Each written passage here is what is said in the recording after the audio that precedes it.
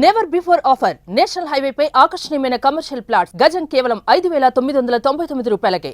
గతంలో ఎన్నడూ లేని విధంగా ఈసారి అనకాపల్లిలో భారీ గణనాథుడు కొలువుదీరాడు. ప్రస్తుతం ఈ గణనాథుని చూసేందుకు వేలాదిగా భక్తులు తరలి వస్తున్నారు.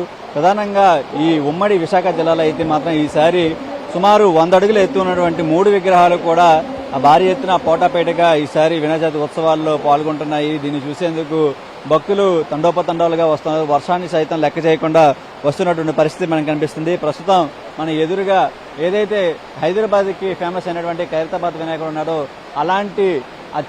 అలాంటి రూపురేఖలతో సుందరంగా కనిపిస్తున్నటువంటి భారీ లంబోదరుడు అయితే భక్తులకు దర్శనం ఇస్తున్నాడు. గత 2 నెలల నుంచి కూడా కొంతమంది సుమారు 30 మంది వరకు కూడా శివులంతా కూడా కష్టపడి ఈ విగ్రహాన్ని తయారు చేసి ప్రస్తుతానికైతే భక్తుల దర్శనార్థం దర్శనమిస్తున్నటువంటి పరిస్థితి మనకు కనిపిస్తుంది. మనం చూస్తున్నాం క్యూ లైన్లో భక్తులంతా కూడా భారీగా తరలి వస్తున్నారు.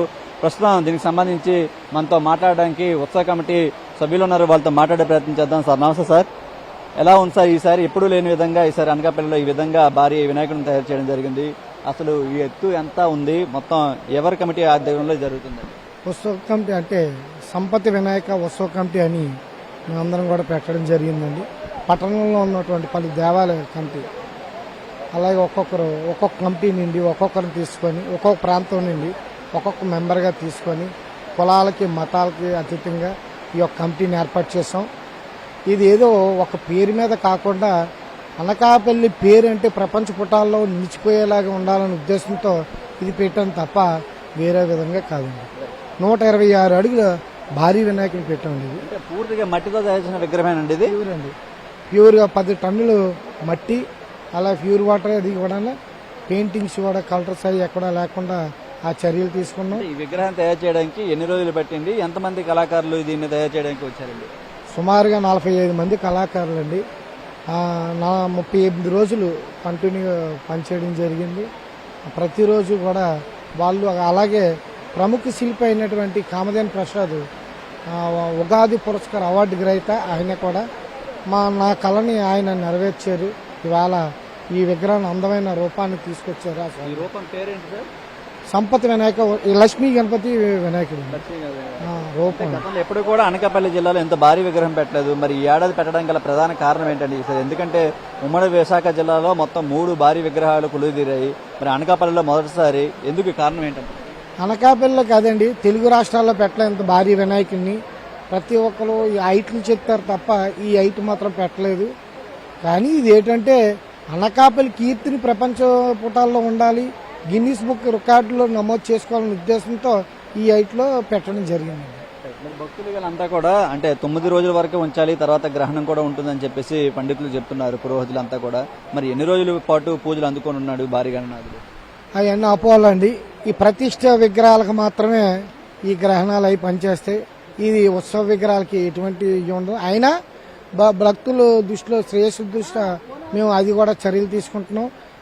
రాత్రి 8 గంటలకల్లా దర్శనాలు ఆపి ఉదయం కూడా సంప్రోక్షణ చేసి ఇవన్నీ చేయడం జరుగుతుంది. మొత్తం ఎన్ని రోజుల పాటు వినాయక చవితి ఉత్సవాలు జరగబోతున్నాయి? 25 రోజులండి. 25 రోజుల్లో లాస్ట్ రోజు, ముందు రోజు వచ్చి స్వామివారి సిద్ధి బుద్ధి కళ్యాణం చేసి ఆ రోజు 50,000 మందికి అన్నదానం చేసిన తర్వాత ఇక్కడే స్వామివారిని నిమజ్జనం చేయడం జరుగుతుంది. ఇది ప్రస్తుతం అయితే మనం చూస్తున్న గతంలో ఎన్నడూ లేని విధంగా అనకాపల్లి జిల్లాలో ఈ విధంగా 126 అడుగుల ఎత్తు ఉన్నటువంటి లక్ష్మీ గణపతి అవతారంలో ఉన్నటువంటి వినాయకుడు అయితే భక్తులకి దర్శనమిస్తున్నాడు. మరోవైపు చూస్తున్నాం ఉమ్మడి విశాఖ జిల్లాలో అయితే మాత్రం ప్రస్తుతం మొత్తం వినాయక చవితి ఉత్సవం అంతా కూడా ఈ రోజు కనిపిస్తుంది. మొత్తం ఇది అయితే ఇక్కడ అనకాపల్లి ఏర్పాటు చేసినటువంటి గణనాథుడు అయితే మాత్రం 25 రోజుల పాటు కూడా పూర్తిగా భక్తులకు దర్శనం ఇవ్వనున్నట్టుగా తెలుస్తుంది. అయితే ఎక్కడైతే స్థాపించారో విగ్రహం పెట్టారో అదే చోట 25 రోజుల తర్వాత ఇక్కడ నిమజ్జన కార్యక్రమం కూడా జరగబోతుంది. అయితే గతంలో ఎప్పుడూ లేదు ఈ విధంగా ఇంత భారీ గణనాథుడు. ఖైరతాబాద్ లో చూసినటువంటి వినాయకుడు ఏదైతే ఉందో అటువంటి వినాయకుడు పూర్తిగా మట్టితో తయారు చేసినటువంటి సుందర గణపతి అయితే మనం ప్రస్తుతం చూస్తున్నాం.